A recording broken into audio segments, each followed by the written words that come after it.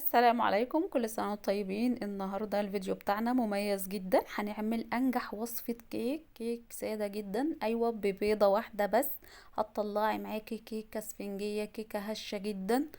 بصي يعني ولونها فاتح، وياريت تشوفوا الفيديو للاخر علشان في تفاصيل وتكات لنجاح الكيك، والكيك بتاعك يطلع هش جدا ولونه فاتح. وطبعا هسيب لكم المقادير بتاعتي بالجرام والكوباية في صندوق الوصف.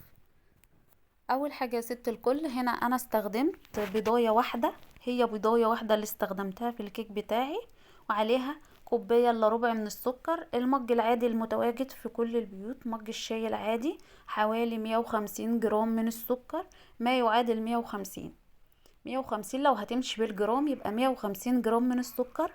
باكت من الفانيليا، وبفضل استخدم الفانيليا البودر، ما بحبش الفانيليا السايله لانها طبعا بتغمق الكيك معايا. وهنا انا استخدمت بشر ليمون علشان انا عايزه الكيك بتاعي يطلع بنكهه الليمون. تقدري ان انت تستخدمي بشر برتقان لو انت عايزاها تستخدميها ببشر البرتقان. هنا انا استخدمت نص كوبايه من الزيت. متواجد عندك زيت فاتح حطي، مش متواجد تقدري ان انت تستخدمي الزيت المتواجد عندنا في البيت، زيت التموين العادي. في ظل الظروف اللي احنا فيها كل ست بيت، احنا مش عايزين نحرم اولادنا من حاجة، وعايزين برضو نمشي بيتنا بالموجود. هنا انا لو عندي الزيت غامق انا هقولك على البديل اللي هيفتح معاكي لون الكيك، وهيطلع الكيك بتاعك لونه فاتح وناجح جدا. زي ما انتم شايفين اي مكون بحطه بقلبه بالمضرب بتاعي اليدوي. انا هنا لا استخدمت مضرب كهربائي ولا استخدمت الخلاط، انا استخدمت المضرب اليدوي المتواجد في كل البيوت. نزلت هنا بكوباية الا ربع من الحليب اللي هو المج الشاي العادي المتواجد في كل البيوت، ما يعادل 150 جرام. لو مش متواجد عندك حليب، متواجد عندك زبادي، تقدري تستخدمي 4 معالق من الزبادي. لو مش متواجد ومتواجد عندك عصير برتقال، تقدري ان انت تستخدمي عصير برتقال. كلنا لزوما يعني نساعد بعض اليومين دول، ونمشي ظروفنا ونمشي بيوتنا. بجد مش عايزين نحرم اولادنا من حاجة في ظل الغلاء اللي احنا فيه، يعني نمشي بيتنا بالموجود.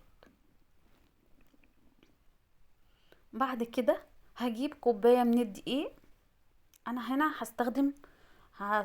هستخدم كوباية واحدة من الدقيق علشان الصينية بتاعتي مش كبيرة.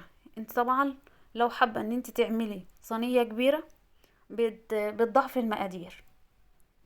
وبعد كده نزلت بمعلقة كبيرة من الكيك شيف او البيكنج باودر. هنا انا استخدمت كيك شيف لانه بيفتح معايا لون الكيك.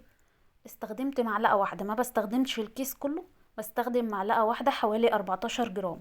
ومعلقتين من النشا حوالي 20 جرام.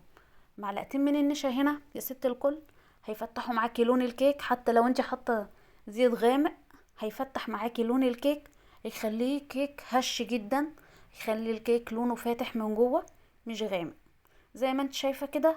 وذرة ملح بسيطة جدا علشان تعادل الطعم بتاع السكر.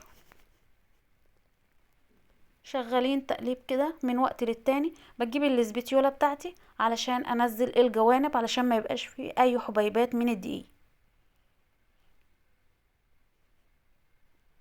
بالشكل دوت. اهم حاجة تنزلي الجوانب بتاعتك. وهنا الدقيق بتاعي حوالي 130 جرام او كوباية من الطحين. لو هتستخدمي بالجرام يبقى 130 جرام من الدقيق. ومعايا هنا عصير ليمونة كبيرة ما يعادل 12 جرام، او تستخدمي ليمونية يعني المتواجد عندك. عايزة تستخدمي ممكن تستخدمي مكانها معلقة من الخل. انا هنا استخدمت الليمون بديل الخل. لو انتي مش حابة تحطي الليمون تقدري ان انت تستخدمي الخل. الخل هنا هيفتح معاكي لون الكيك، هيخلي الكيك معاكي هش. انما هنا انا عايزة الكيك بتاعي بنكهة الليمون، ما يغطيش عليه اي حاجة. طبعا بجيب الاسبتيوله بتاعتي وبقلبها من فوق لتحت بالشكل دوت زي ما انتم شايفين كده، على اتجاه واحد، بحيث ان اي حبيبات من الدقيق ما سيبش فراغ ان مثلا ان يبقى فيه اي تكتلات من الدقيق. واهم حاجة في نجاح الكيك بتاعك ان انت تنخلي الدقيق مرة واتنين وتلاتة علشان الكيك بتاعك يبقى هش كده. طبعا نخل الدقيق بيخلي الكيك معاكي هش ويدخل فيه هوا يبقى مفرغ من جوه. طبعا انا جبت الصينيه بتاعتي هنا، انا مستخدمه هنا صينيه مقاس 22، دهنتها بالزبده وبطنتها بالدقيق. تقدري تبطنيها بالسمنه، تقدري تبطنيها كمان بالزيت وتبطنيها بالدقيق. طبعا بس يعني السمنه بتدي الكيك لون حلو جدا. زي ما انتم شايفين قوام الكيك بيتكلم عن نفسه. الكيك بتاعي مش تقيل، الكيك بتاعي يعني الى حد ما مظبوط.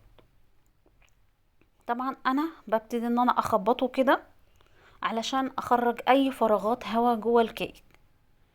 طبعا بيبقى فيه فقاقيع كده من الهواء، ببتدي ان انا اخبطها كده.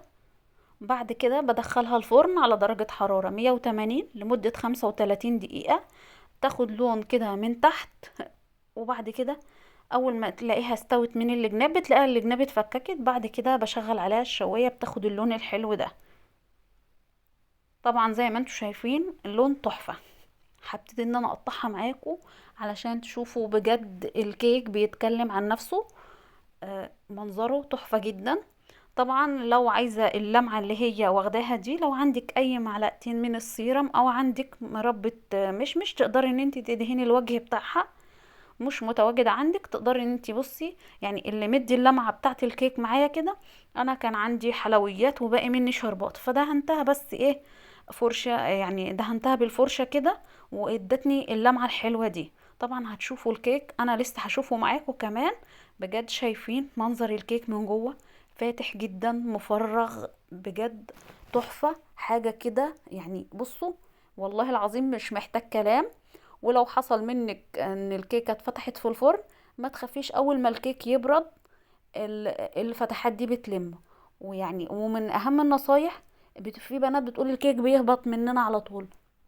لا، اول ما تطلعيه من الفرن، اول ما تطفي عليه النار سيبيه لمدة 10 دقايق كده يهدى جوه الفرن، والكيك مش هيهبط معاكي. لما بتطلعيه من درجة حرارة عالية وتحطيه في درجة حرارة باردة، طبعا الكيك بيهبط.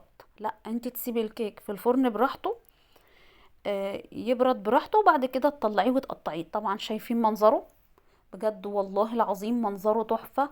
وريحته فظيعة، يعني ريحته ما شاء الله، حاجة كده فوق الوصف بشوية.